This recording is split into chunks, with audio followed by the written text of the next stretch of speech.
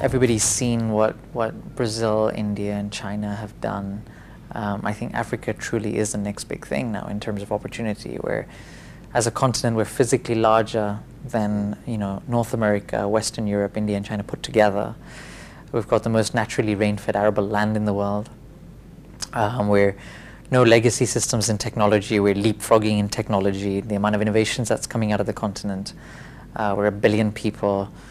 So, I mean, all the indicators are absolutely positive, and we're transformational leaders now. The leaders actually want to leave behind a real, true, positive legacy.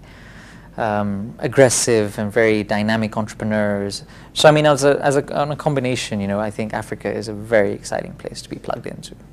And as you heard, whatever we do must have a positive social impact. And with this in mind, we set up the Mara Foundation 3.5 years ago, which is our non-profit platform, which is fully funded by the group. We don't take any external capital and fully fund this ourselves.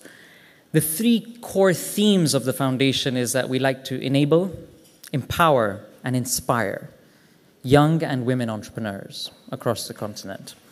I think the definition of sustainable growth is to truly have self-sustainable initiatives which are going to create an impact but stand on their own 2 feet and are able to be scaled up, which is scalable in the true sense. So I think it's important to be self-sustainable, because otherwise being dependent on third parties and third-party income or grants or aid or anything of that nature is just sometimes not as sustainable as you want it to. So being self-sustainable, creating that impact, having it scalable is my definition of sustainable growth.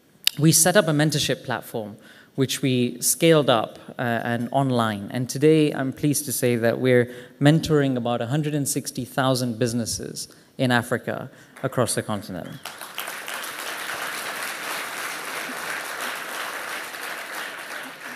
We're now going to be taking this platform on mobile before the end of this year, which means that it's going to be on Nokias, Blackberries, iPhones, and Androids. What was really interesting and what's been really exciting for us as an African foundation is that there's an organization out of the US called Network for Teaching Entrepreneurship. They've signed a global MOU with Mara Foundation, and they're going to be launching Mara Mentor, our mentorship platform, in China, Mexico, and Ireland. And the nice thing about that is that it's an American NGO taking an African initiative into China and Mexico, which is quite nice for us. The second part of the foundation is that we've got business incubation centers, where we provide credibility, visibility, and workspace for these young entrepreneurs. And the last part is our venture capital, where we like to try and invest very small amounts of capital, like $20,000 to $40,000, and taking equity stakes in these entrepreneurs. And one overall arching theme of the foundation is Mara Women, which tries to ensure that 50% of our beneficiaries are all women entrepreneurs. We do need to become more environmentally conscious. The world does need to become more people conscious and more compassionate. Our people are our biggest assets, and you don't want to turn them into liabilities as governments. So therefore, really treating people with the right compassion, creating more equality systems, creating more empowering, enabling environments for individuals to kind of thrive in their own way, I think is going to be crucial. As entrepreneurs, we do have to be different. We do have to be daring. Some people will call us crazy. So be it. And I think it's an exciting journey, but you have to be prepared. It isn't easy. You're going to get knocked down so many times. You need to get up, you need to dust yourself off, you need to get back to it. And I think we, as Mara, have been very lucky. Being an African group, being an African family, the time is now for Africa. Somebody in the US asked me about a month ago, they said, when is Africa going to catch up? So I told them, I said, I hate to break it to you guys, but we're not going to actually catch up. They said, what do you mean? I said, we're going to take over. We're going to lead the way, right? So as Africa, it's our turn. And I think there's no better example than Singapore for us. Rwanda, I was in Rwanda 2 days ago, and the government of Rwanda has always taken Singapore as a base, and it's been fantastic. And we really look up to that and look forward to kind of seeing how we can collaborate further.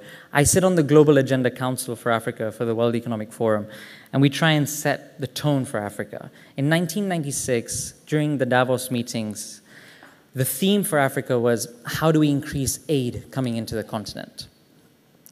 At about early to mid-2000s, the theme became, how do we increase trade coming into Africa?